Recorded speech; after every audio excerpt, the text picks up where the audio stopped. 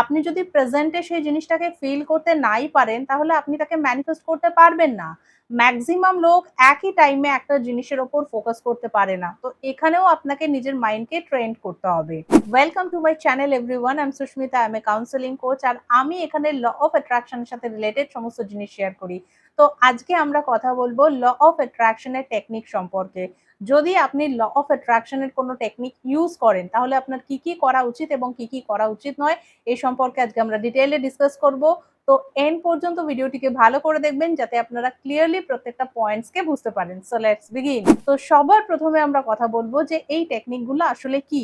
তো law of অ্যাট্রাকশনে আমাদের wish fulfil করার জন্য কিছু টেকনিক বানানো হয়েছে, যেগুলোর দ্বারা আমরা কনসিয়াসলি আমাদের মাইন্ডে আমাদের উইশ নিয়ে যে নেগেটিভিটি আছে সেগুলোকে পজিটিভিটিতে কনভার্ট করতে পারি এবং সেগুলোকে নিজেদের লাইফে ম্যানিফেস্ট করতে পারি। কিন্তু আনফর্চুনেটলি ম্যাক্সিমাম লোক এই টেকনিকগুলোকে সঠিকভাবে ইউজ করতে পারে না। এর প্রথম কারণ হচ্ছে নেগেটিভিটি।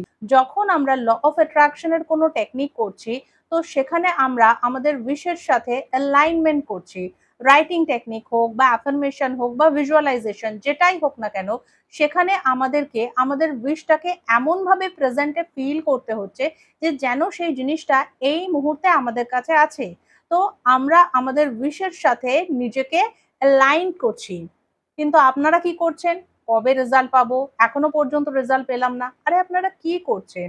একদিকে আপনারা আপনাদের উইশের সাথে নিজেকে অ্যালাইন করছেন, আরেকদিকে বলছেন রেজাল্ট কবে পাবো? আপনাকে রেজাল্ট দেখলে হবে না। আপনাকে পজিটিভ থাকতে হবে। আমার এই উইশটা অলরেডি ফুলফিল হয়ে গেছে, তাই নেগেটিভ থটস এর জন্য আমার মাইন্ডে কোনো জায়গা নেই। এইভাবে নিজের মাইন্ডকে আপনাকে ট্রেন্ড করতে হবে। কারণ পুরো গেমটাই হচ্ছে মাইন্ডের। দ্বিতীয় মিস্টেক হচ্ছে lack of feelings and concentration. যখন আপনি ল অফ অ্যাট্রাকশন এর কোনো টেকনিক করছেন, তো তখন সেখানে আপনাকে নিজের 5 সেন্সেস দিয়ে সেই জিনিসটাকে ফিল করতে হবে। 100% কনসেনট্রেট করতে হবে সেই জিনিসটার উপর।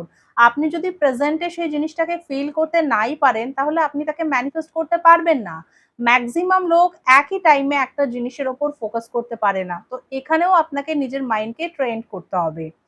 আপনি যখন কোনো টেকনিক করবেন, তখন আপনার full feelings, full focus, full energy, full concentration শুধুমাত্র সেই জিনিসটার উপরেই থাকবে। তৃতীয় মিস্টেক হচ্ছে লেট গো করতে না পারা। আমরা লেট গো করতে পারি না। আমাদের মাইন্ডে কন্টিনিউ সেই থটটা চলতে থাকে যে আমরা এই টেকনিকটা করেছি, এখনো পর্যন্ত রেজাল্ট পেলাম না, কবে রেজাল্ট পাবো? তো এটা লেট গো নয়। আমাদের মাইন্ড থেকে সেই জিনিসটাকে কমপ্লিটলি বের করে দিতে হবে। আর সেই সাথে সেই উইশের অ্যাকর্ডিং যা পজিটিভ অ্যাকশনস আছে সেগুলোকে নিয়ে যেতে হবে।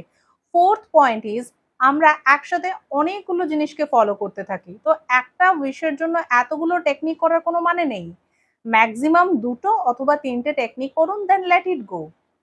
আর একটা টেকনিক করার পর 6 to 7 ডেজ এর একটা গ্যাপ দিন। তারপর দ্বিতীয় টেকনিক আপনি শুরু করতে পারেন।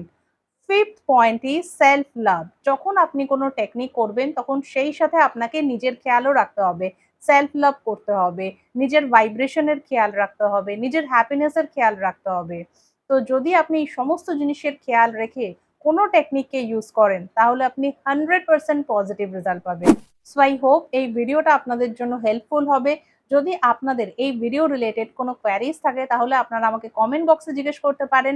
আর যদি আপনারা আমার থেকে পার্সোনাল গাইডেন্স নিতে চান, তাহলে আপনারা আমার থেকে পেইড কল কনসালটেশন নিতে পারেন। তার জন্য আপনাদেরকে আমার অফিসিয়াল নম্বরে হোয়াটসঅ্যাপ করে কল বুক করতে হবে। তাহলে দেখা হচ্ছে আবার নেক্সট ভিডিওতে। অলওয়েজ রিমেম্বার, আপনার ডেস্টিনি আপনি নিজে লেখেন। আপনি যা কিছু পেতে চান লাইফে সবকিছু পেতে পারেন। তাই সবসময় পজিটিভ থাকুন, নিজেকে ভালোবাসুন এবং নিজের উপর বিশ্বাস রাখুন। Thank you so much.